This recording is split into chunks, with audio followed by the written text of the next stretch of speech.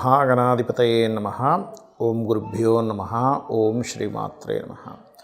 పరమేశ్వర స్వరూపమైనటువంటి జ్యోతిష, వాస్తు మరియు ఇతర అనేకమైనటువంటి శాస్త్రములను మనకు అందించినటువంటి మహర్షులకి నమస్కారం. హయగ్రీవ హయగ్రీవ హయగ్రీవేతి యోపదేత్తస్స నిస్సరతే వాణి జనుకన్యా ప్రవాహవత్.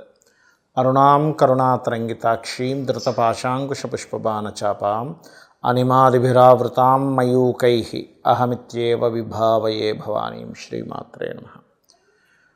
ప్రేక్షకులకి ఆ లలితాంబిక అమ్మవారి యొక్క అనుగ్రహం పరిపూర్ణంగా కలగాలని స్ఫూర్తిగా కోరుకుంటూ మనం ఈరోజు పక్ష ఫలితములు అంటే 16వ తేదీ నుంచి 31వ తేదీ వరకు ఉండేటువంటి గ్రహస్థితిని ఆధారంగా చేసుకొని ఏ లగ్నముల వారికి, లగ్నం తెలియని వారు రాశిని చూసుకోండి, వారికి ఏ విషయాల్లో చాలా బాగుంటుంది, మరియు ఏ విషయాల పట్ల జాగ్రత్త వహించాలి, ఎటువంటి పరిహార మార్గం చేసుకోవాలి.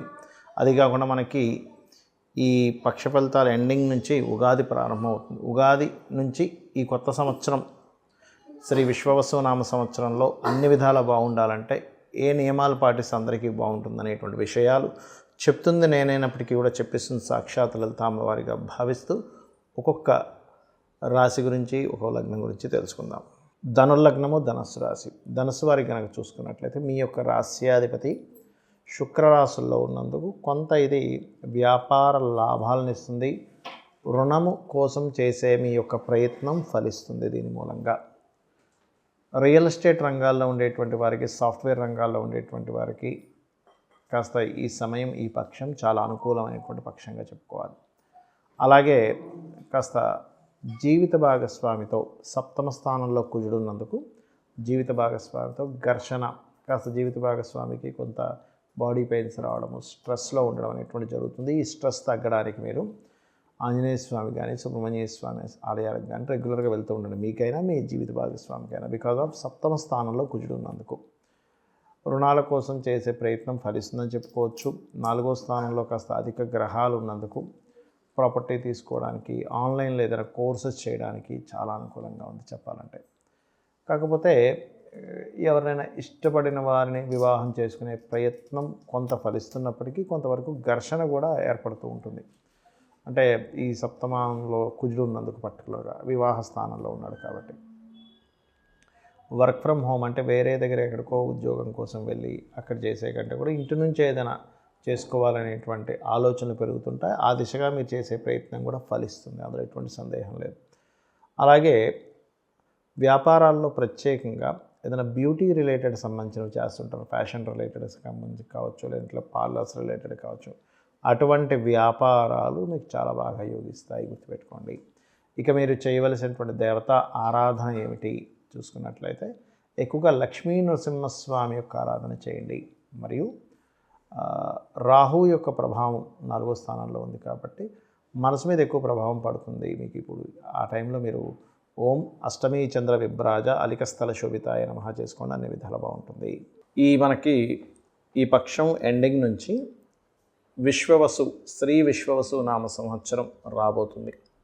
సో ఈ సంవత్సరంలో మనకి అన్ని విధాలా బాగుండాలి, నష్టాలు కలగకుండా ఉండాలి, లాభాలు కాస్త ఎక్కువగా రావాలి, రుణ రోగ శత్రు బాధల నుంచి బయటపడాలి అనుకుంటే మనం చేయవలసింది ఏమిటి? అసలు నిత్యము నేను చెప్పినటువంటి ఈ 5 సూత్రాలు కనుక పాటించగలిగితే, ఒకటి, మీకు కష్టం రాదని నేను చెప్పను, కానీ కష్టాన్ని హ్యాండిల్ చేసేటువంటి శక్తి మీకు ఖచ్చితంగా వస్తుంది, అందులో ఎటువంటి సందేహం లేదు. అలాగే మీరు ఉన్న స్థితి నుంచి ఖచ్చితంగా ఎదగడం జరుగుతుంది, గుర్తుపెట్టుకోండి. కష్టం వచ్చినా, ఎందుకంటే ఈ ప్రపంచంలో అందరికీ ఉంటాయండి కష్టాలు.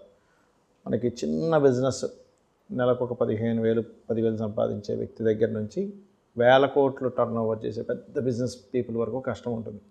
బట్ ఇక్కడ క్వశ్చన్ ఏంటంటే కష్టాన్ని హ్యాండిల్ చేసే శక్తి మనలో ఎంత ఉంది అనేది చాలా ముఖ్యమైనటువంటి అంశం.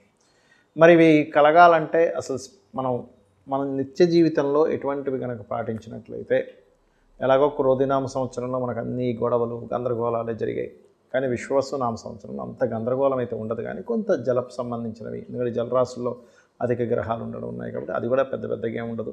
ఏదో రోగాలు వస్తాయని చెప్తున్నారు కానీ అంత ఏమీ ఉండదండి. ఏవో పెద్ద రోగాలు రావడం అట్లాంటివి ఏమీ ఉండదు, ఏం టెన్షన్ పడకండి. అయితే ఇక్కడ మీరు పాటించవలసినవి ఏంటో చెప్తాను నేను మీకు.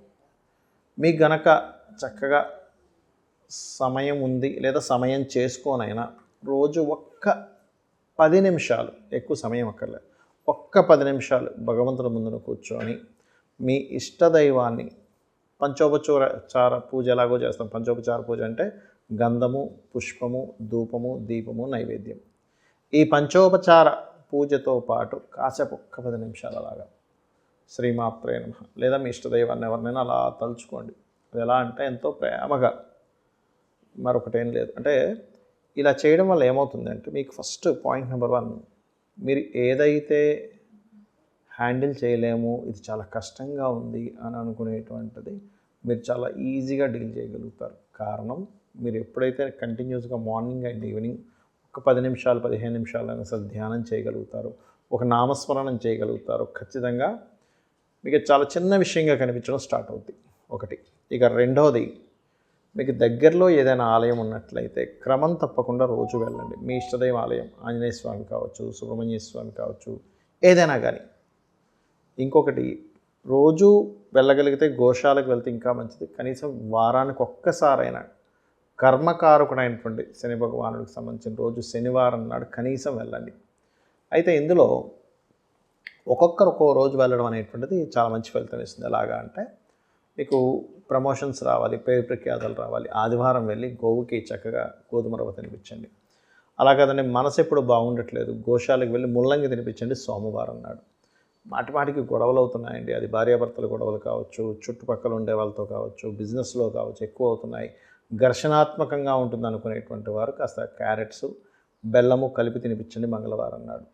అదేవిధంగా వ్యాపార అభివృద్ధి కోసం బుధవారం నాడు వెళ్ళి గోంగూర పెట్టండి, అక్కడే కూర్చొని విష్ణు సహస్రనామాలు చదవండి.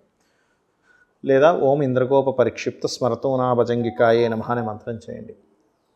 గురువారం నాడు కనుక చూసుకున్నట్లయితే మీరు ఏదైనా సంతానం కోసం తప్పిస్తున్నాము, లేనట్లయితే కొంత గురుబలం తగ్గిందని బాధపడుతున్నాము అనుకునేటువంటి వారు గురువారం నాడు వెళ్ళి అరటికాయలు తినిపించండి. శుక్రవారం నాడు మీరు చక్కగా తీపి చపాతీలు కానీ, అంటే తేనె పూసిన చపాతీలు, ఒక 3 చపాతీలు, నూనె వేయకుండా కాల్చిన చపాతీలు గోవుకు తినిపిస్తూ మీరు ఓం సంపత్కరీ సమారూఢ సింధుర వ్రజ సేవితాయే నమః, మన సంపాదన అంటే ధనం కోసం ఇబ్బంది పడుతున్నాము, సంపాదన సంబంధించినటువంటి ఇబ్బందులు ఉన్నాయనుకునేటువంటి వారు అలా చేయొచ్చు. లేదు వివాహం అవ్వట్లేదు అనుకునేటువంటి వారు అదే చపాతీలు తేనె పూసి తినిపిస్తూ ఓం కామేశబద్ధ మాంగళ్య సూత్రశోభిత కందరాయే నమః అనే మంత్రం చేసుకోవచ్చు. సంపద కోసం ఏంటంటే ఓం సంపత్కరీ సమారూఢ సింధుర వ్రజ సేవితాయే నమః. ఇక బాగా హెల్త్ ఇష్యూస్ ఉన్నాయి, ఏమి చేసినా ముందుకు కదలట్లేదు అనుకునేటువంటి వారు శనివారం పిడికెడు బెల్లం గోవు పెట్టండి. అదే శనివారం ఎక్కువగా అంటే భయాలు ఉన్నాయి, మాకు ఏదో జరిగిపోతుందని భయం ఉంది అనుకునేటువంటి వారు వడమాలని ఆంజనేయ స్వామికి సమర్పించండి. వడలతో చేసిన మాల.